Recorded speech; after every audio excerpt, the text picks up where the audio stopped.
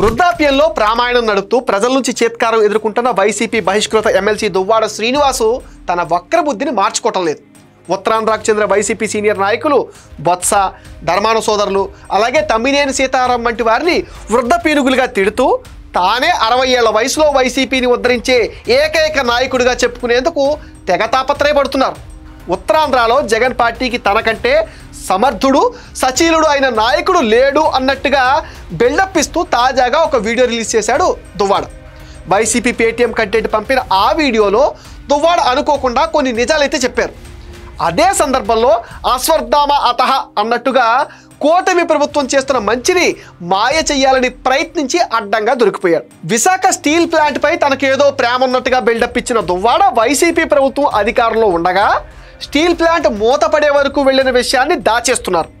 YCP అసమర్థత వల్ల steel plant రక్షించుకోవడానికి కార్మికులు 900 రోజులు ఉద్యమించిన విషయాన్ని దువ్వాడ మర్చిపోయాడేమో మరి.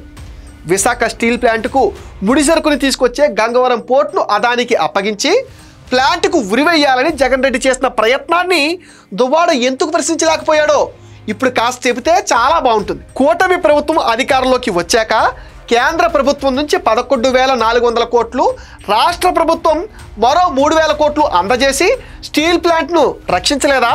ఆ విషయాన్ని మరిచి కార్మికులకు కర్తవ్య బోధ చేయడమే నేరంగా ప్లాంట్ను మూసేస్తున్నారహో అంటూ గగ్గోలు పెట్టడం వైసీపీ దుష్ట రాజకీయం కాదా?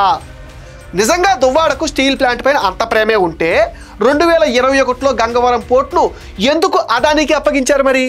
అప్పటి ముఖ్యమంత్రి జగన్ రెడ్డి ఎందుకు స్టీల్ ప్లాంట్కు నష్టం చేశారన్నది ప్రశ్నించాలి కదా. జగన్ రెడ్డి హయాంలో కార్మికులకు న్యాయం చేస్తామని ఒక్కరైనా మాట్లాడగలిగారా? గాజువాకలోనే ఉన్న మన గుడ్డు అమర్నాథ్, గుడివాడ అమర్నాథ్ ఐటీ పరిశ్రమల శాఖ మంత్రిగా ఉంటూనే తమ ఇంటి చుట్టుపక్కల ఉన్న కార్మికుల కుటుంబాల్లో కలకలం రేపలేదా? దీనికి దువ్వాడ సాక్ష్యం కాదా?